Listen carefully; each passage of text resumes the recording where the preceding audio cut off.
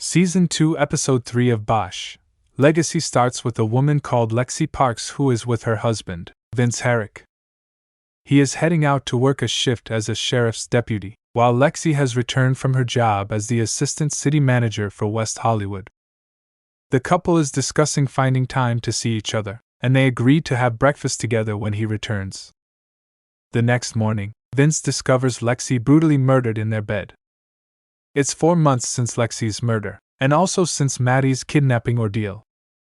She is swimming in a pool, doing laps and then holding her breath underwater, while using a weighted belt to keep her below the water. She unlocks the belt and rises to the surface. Harry is at his home, talking with a contractor who has been refurbishing his home after it was hit by an earthquake at the start of Season 1. Harry decides to carry out the final steps himself, as the project has already gone over budget. Maddie arrives home and asks why he let the contractor go, and he just says he didn't need him anymore. The police arrest a man called David Foster for the murder of Lexi Parks. He tells his wife to call Honey Chandler. Honey arrives at work, and Martin Rose informs her that a former client, David Foster, wants her to represent him. Maddie has returned to work. She is working in the front desk and talking with her training officer, Reina Vasquez, and telling her she isn't sleeping well and wants to move out of her father's house. Vasquez has a new position working for the crime reduction unit at the Hollywood station, and Maddie is envious, having been stuck at the front desk. Maddie speaks to fellow officer Rico about meeting up later as they pass each other in the station. The FBI comes to speak to Honey Chandler, and the two agents suggest she was involved in Carl Rogers and his lawyer's murder. They reveal they know Honey and Harry were both in close proximity to the shipping container that had the dead bodies in it. Honey says she has nothing to tell them, and the agents tell her she may be called to the grand jury. Honey gives Harry the heads up about the FBI, and he isn't too concerned, but does point out that her coming to him was what the FBI expected her to do. Harry asks Mo to access the law firm's email to check if Martin or her other assistant, Matthew, are talking to the FBI, and then visits Crate and Beryl to tell them they may be implicated in it for their help. They are both retired and not too worried. They banter with Bosch, and he urges them to get some new material. Honey meets with David Foster and asks if he has an alibi, to which he claims he was at home with his wife on their date night. In court, Honey asks for the arraignment to continue while she has a chance to get up to speed with the case, and the judge offers Foster 30 days. He accepts. The prosecutor says David's DNA was found at the scene and inside Lexi's body. Harry tries to figure out who is talking to the FBI from Honey's office. Turns out Matthew is working with the FBI, and Harry figures this out from photos of Matthew meeting with the feds, taken by Mo. He then calls Maddie asking about her plans, and she misses the call as she's fooling around with Rico in bed. Harry meets with Honey to tell her about Matthew working with the feds, and she considers firing him, but Harry suggests she keep him on to gain more information.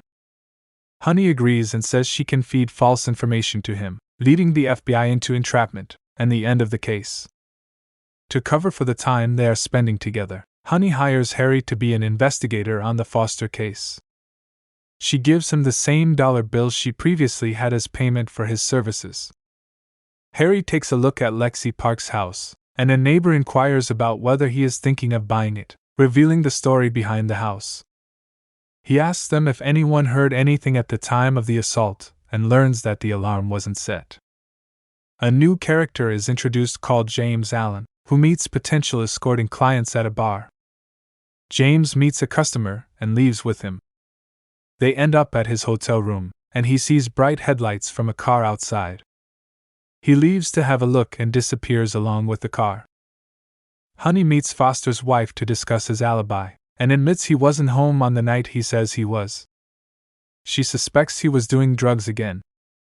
Honey then visits Foster, and he admits to doing drugs again around 6 months ago, and says his dealer is a man called James Allen, and he was with him the night of Lexi's murder. Honey informs Matthew that Harry has been hired to investigate David's case and asks for all the records on the case. At Harry's house, the same FBI agents who visited Honey are waiting for him when he returns home. They have a subpoena for him to appear before the grand jury.